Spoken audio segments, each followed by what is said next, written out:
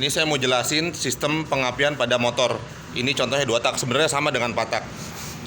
Ini namanya magnet. Magnet ini ikut berputar dengan seiring berputarnya mesin. Di magnet ini ada tonjolan. Ada tonjolan ya. Ini kita sebut pick up coil magnet. Fungsinya untuk apa? Fungsinya untuk dibaca oleh pulser. Di pulser ini pun ada medan magnetnya juga. Jadi di saat dia melewati ini, di saat awal melewati, maka dia si pulser ini akan ngasilin listrik. Sampai dia lepas dari tonjolan, listrik ini akan dialirkan ke CDI. Sini. Dialirkan ke CDI. Sama CDI diolah, dia kirim sinyal ke coil. Coil baru ngelepas listriknya ke busi, ya. Jadi sebenarnya untuk mengukur RPM motor tidak hanya bisa diukur dari kabel busi aja. Kalau hemat saya mungkin bisa dari sini juga, karena beberapa motor sport 2 tak itu ada namanya kayak di NSR namanya RC valve. Dia ngegerakin motor servo. Inputnya dari mana? Inputnya adalah dari RPM-nya motor. Nah, RPM motor itu di NSR itu dia ambil sensor dari CDI.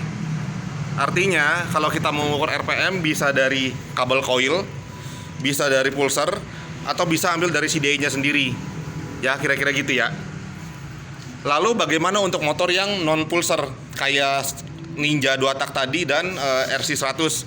Saya nggak tahu sistemnya bagaimana, tapi yang saya pernah dapat informasi dari beberapa orang bahwa di sini kan ada spool nih. Ini saya bikin total nggak pakai spool karena memang pengapiannya langsung dari aki. Nah, beberapa motor yang pakai spool yang non pulser itu biasanya dia AC pasti ada spool pengapian. Di saat spool itu di saat magnet itu berputar melewati spool, magnet ini kan ada lempeng-lempengnya. Nah, ujung magnet itu saat dia lepas dari medan spool, maka dia akan ngasilin listrik untuk dibaca oleh CDI. CDI lepas ke busi.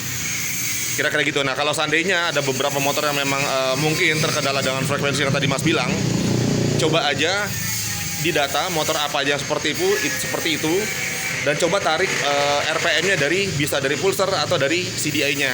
Info ke saya nanti. Ntar kita sama-sama bikin data. Maka jika ada konsumen datang ke bengkel yang menggunakan dyno test dan terjadi frekuensi, jika motornya adalah Yamaha Alfa, ternyata harus ngambil input dari pulser, gitu ya. Nah, ini pulser ada negatif dan ada positifnya juga. Saya nggak tahu yang diambil yang mana, mungkin yang positifnya. Oke.